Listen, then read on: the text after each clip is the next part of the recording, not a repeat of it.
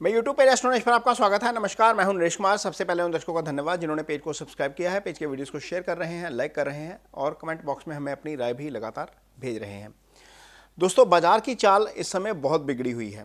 भले ही आप equity market की बात करें या कमोडिटी बाजार की बात करें, गोल्ड, सिल्वर, निफ्टी सब जो है वो डाउन साइड पे कारोबार कर रहे हैं। और ये डाउन साइड कब से शुरू हुई है? फरवरी के आखिरी वीक से, लगभग फरवरी के आखिरी वीक से।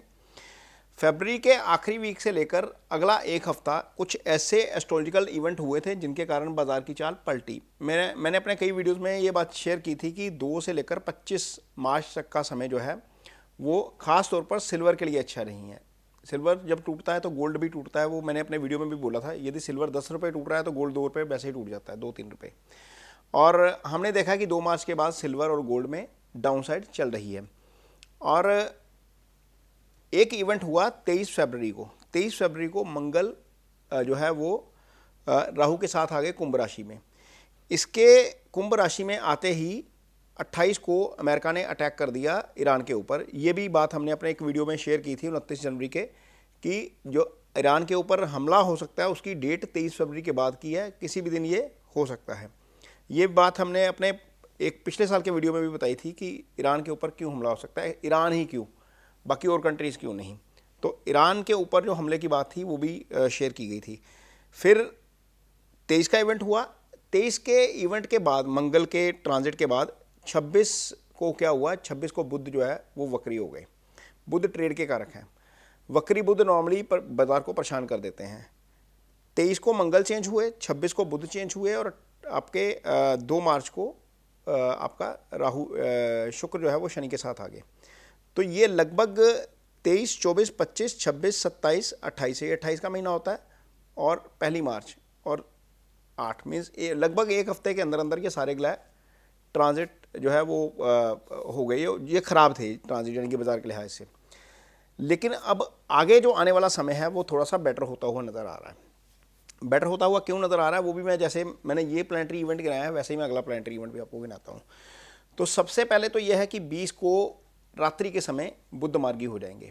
जब बुध मार्गी हो जाएंगे तो बाजार की चाल वैसे ही सुधर जाएगी। अब हमने वैसे सूर्य के राशि परिवर्तन के बाद हमने देखा है कि निफ्टी में थोड़ा सा अप मूव आया है। हालांकि गोल्ड सिल्वर में वो मूव नहीं आया क्योंकि गोल्ड सिल्वर वाला जो कंजंक्शन है वो अभी भी बना हुआ है। लेकिन 20 को ही क्या होगा? मंगल राहु के नक्षत्र से निकल जाएंगे। इस समय मंगल और राहु और बुध ये तीनों ही राहु के नक्षत्र में हैं। तो इनमें से क्या होगा?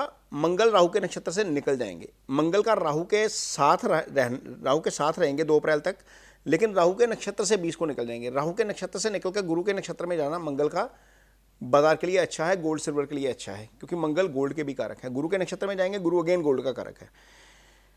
इसी दिन क्या होगा? 20 की रात्रि को यानी कि 21 मॉर्निंग जब चढ़ेगी तो बुध मार्गी हो चुके होंगे। बुध ट्रेड के कारक है। तो ये दूसरा बड़ा इवेंट है जिसके कारण बाजार जो है वो थोड़ा सा संभल सकता है, भले वो इक्विटी बाजार हो या फिर आपका कमोडिटी बाजार हो। मंगल का राहु के नक्षत्र से निकलना एग्रेशन में कमी लाएगा। हालांकि हमने देखा है कि पिछले कुछ दिनों से एग्रेशन में कमी ही है। ईरान जिस तरीके से पहले अटैक कर रहा था उसका पेस वो नहीं है, ना ही यूएस का और उसका पेस है। जिस तरीके से पहले एक हफ्ते में लड़ाई हुई थी वहाँ से पेस कम हुआ है, नंबर ऑफ अटैक्स कम हुए हैं। हाँ, इतना ज़रूर है कि लड़ाई अभी चल रही है और जब तक ये कंजंक्शन है तब तक तो चलती नज़र आती है।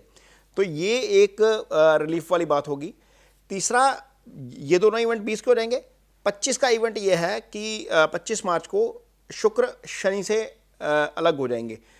पिछले साल हमने देखा था कि शुक्र जैसे ही शनि से अलग हुए थे चांदी ने रफ्तार पकड़ ली थी। तो मान के चलिए कि बुलियंस बाजार जो है वो 25 के बाद चलना चाहिए। और इसके बाद क्या होगा? 2 अप्रैल को मंगल राहु से अलग हो जाएंगे। तो ये एक बड़ा पॉजिटिव इवेंट जो है वो मुझे लग रहा है कि बाजार के लिहाज से होगा। लेकिन मंगल जब अलग होंगे तो जाएंगे कहाँ पर? मीन राशि में। मीन राशि में क्या होगा? मीन राशि में शनि का गोचर पहले से हो रहा है। सूर्य ने यहाँ पर आकर युति कर ली है 15 मार्च को ही ये युति हुई है और मंगल की युति वहाँ पर हो जाएगी। तो मंगल, शनि और सूर्य ये 3 पाप ग्रह फिर एक साथ हो जाएंगे। हालांकि जो मंगल और सूर्य हैं दोनों आपस में मित्र ग्रह हैं। मंगल अस्त भी चल रहे हैं, अभी भी अस्त रहेंगे, आगे भी थोड़ा अस्त रहेंगे, लेकिन शनि के साथ हो जाएंगे।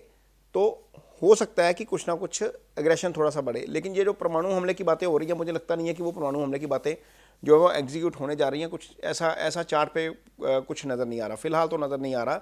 20 के बाद इसके चांसेस वैसे ही बहुत कम हो जाएंगे। तो चीज़ें सेटलमेंट की तरफ ज़्यादा जाएंगी, क्योंकि सूर्य जो है वो शनि के साथ आ जाएगा, मंगल के साथ आ जाएगा। मंगल गुरु के नक्षत्र में होगा। मंगल एग्रेशन का कारक है। मंगल का गुरु के नक्षत्र में आना, यानी कि एक राहु के नक्षत्र में से निकलकर गुरु के नक्षत्र में चले जाना, गुरु की अपने मित्र गुरु की राशि में चले जाना, ये एक तरीके से वैश्विक शांति के लिहाज से अच्छा हो जाएगा।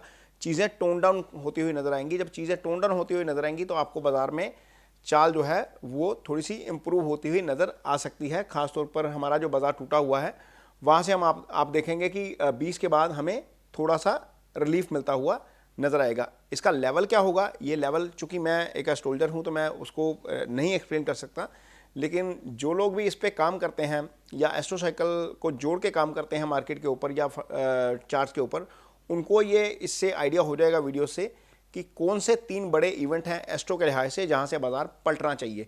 तो 20 मार्च के बाद बाजार के ऊपर ज़रूर ध्यान रखिए, जरूर नज़र रखिए। यहाँ पर मुझे लगता है कि बहुत सारी चीज़ें बदलने जा रही हैं। ये वीडियो आपको कैसा लगा, इस पर कमेंट बॉक्स में अपनी राय जरूर दीजिए। यदि वीडियो अच्छा लगे तो उसे शेयर जरूर करिए, पेज को सब्सक्राइब जरूर करिए। इसके साथ ही मुझे दीजिए इजाज़त। नमस्कार।